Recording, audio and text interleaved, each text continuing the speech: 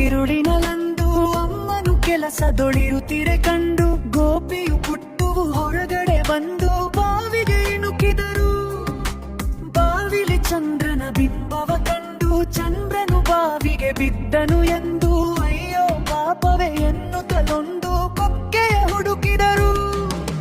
ಚಂದ್ರನ ಮೇಲಕ್ಕೆ ಎತ್ತಲಿಕೆಂದು ಬಾವಿಯ ಹಗ್ಗಕ್ಕೆ ಕೊಕ್ಕೆಯ ಬಿಗಿದು ದೂರದಿ ಗೋಪಿಯ ನಿಲ್ಲಿಸಿ ಪುಟ್ಟು ಹಗ್ಗವ ನಿಲ್ಲಿಸಿದನು. ಹಗ್ಗದ ಕೊಕ್ಕೆಯು ಕಲ್ಲಿಗೆ ಸಿಕ್ಕಿ ಪುಟ್ಟುವು ಚಂದ್ರನು ಸಿಕ್ಕೇ ಸಿಕ್ಕ ಎನ್ನುತ್ತ ತುಂಬಾ ಬಲದಿಂದಳೆಯೇ ಹಗ್ಗವು ತುಂಡಾಯ್ತು. ಎಳೆತದ ರಭಸಕ್ಕೆ ಪುಟ್ಟುವು ಬಿದ್ದ ಮೆಲ್ಲನೆ ಮನೆ ಕಡೆ ನೋಡುತ್ತಲೆತ್ತ ತಂಗಿಗೆ ಆಗಸ ತೋರುತ್ತಲೆಂದ ಗೋಪಿ ನೋಡಲ್ಲಿ.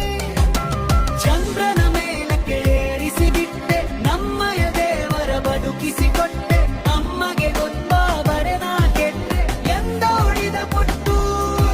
ಕಪ್ಪೆ ಕರ ಕರ ತುಪ್ಪ ಜಲಿ ಜಲಿ ಮಾವಿನ ಓಟೆ ಮರದಲ್ಲಿ ಕೋಟೆ ಹತ್ತಿನ ಕೈಯಲ್ಲಿ ಸುದ್ದಿ ಕಳಿಸಿ ಕಾಗೆ ಕೈಯಲ್ಲಿ ನಗಣ ಕಳಿಸಿ ಎಲ್ಲಿ ಕೈಯಲ್ಲಿ ನಗಾರಿ ಹೊಡ್ಸಿ ಸುಳ್ಳೆ ಕೈಯಲ್ಲಿ ಸೊಬಾನ ಹೇಳ್ಸಿ ಸಣ್ಣಿ ಮದುವೆ ಶನಿವಾರ ಊಟಕ್ಕೆ ಬನ್ನಿ ಬುಧವಾರ.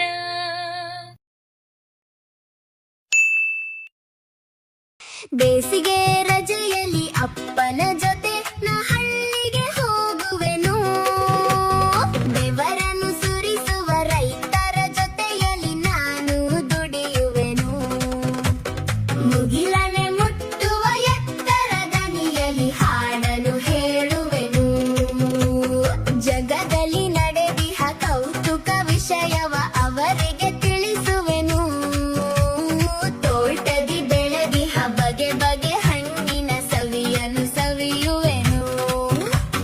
ಹಚ್ಚನೆ ಹಸುರಿನ ಸುಂದರ ಸೃಷ್ಟಿಯ ಸೊಬಗನು ಕಾಣುವೆನು. ಆಗಸದಲ್ಲಿ ಹಾರುವುದೆಂದರೆ ಪುಟಾಣಿ ಪುಟ್ಟಿಗೆ ಬಲು ಇಷ್ಟ.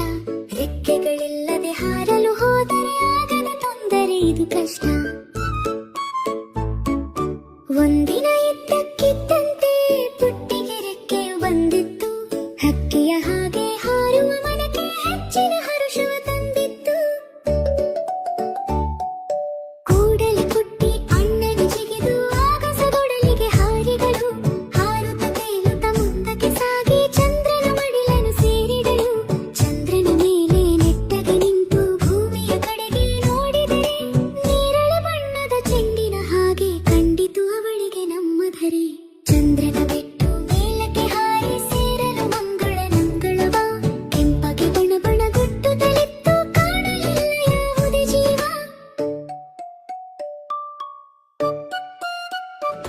ಪುಟ್ಟಿಯು ಕಂಡಳು ಮಂಗಳನಲ್ಲಿ ಯೋಗಿ ಹೆಸರಿನ ಹೆಬ್ಬಂಡೆ. ಒಡನೆ ಕೇಳಿದಳು ಕೆಂಪು ಬಂಡೆ ನೀನು ಹೇಗೆ ಇಲ್ಲಿಗೆ ಬಂದೆ. ಬಂಡೆಯು ಕಣ್ಣೀರನ್ನು ಸುರಿಸುತ್ತಾ ಹೇಳಿದ ಪುಟ್ಟಿಗೆ ನೋವಿನಳಿ. ಪುಟ್ಟಿಗೆ ನಮ್ಮಿ ಮಂಗಳ ಗ್ರಹದ ದುರಂತ ಕಥೆಯನ್ನು ಕೇಳಿದಿಳಿ. ಹಿಂದೊಂದು ಕಾಲದಲ್ಲಿ ಈ ಗ್ರಹದಲ್ಲಿ ಇತ್ತು ಜೀವ ಜಲ ಹಸಿರು ಮರ. ಆಗಿನ ಜನತೆಯು ನಾಡನ್ನು ಕಟ್ಟಲು ಮರಗಳ ಕಡೆಯೇ ಬಂತು ಬರ. ಮಳೆ ಬೆಳೆ ಕಾಣದ ಜೀವಿಯು ಅಳಿದು ಬಂದಿತು ನಮಗೆ ಇಂಥ ಸ್ಥಿತಿ. ನಿಮ್ಮ ಭೂಮಿಯಲ್ಲಿ ಗಿಡ ಮರ ಅಳಿದಡೆ ಮುಂದೆ ಒಂದು ದಿನ ಇದೇ ಗತಿ. ಬಣ ಬಣ ಗುಟ್ಟುವ ಬಯಲನ್ನು ಕಂಡು ರವರವ ಗುಟ್ಟಿತು ಎಳೆ ಹೃದಯ. ಹಸಿರನ್ನು ಅಳಿಸದೆ ಗಿಡ ಮರ ಬೆಳೆಸಿ ಉಳಿಸುವೆ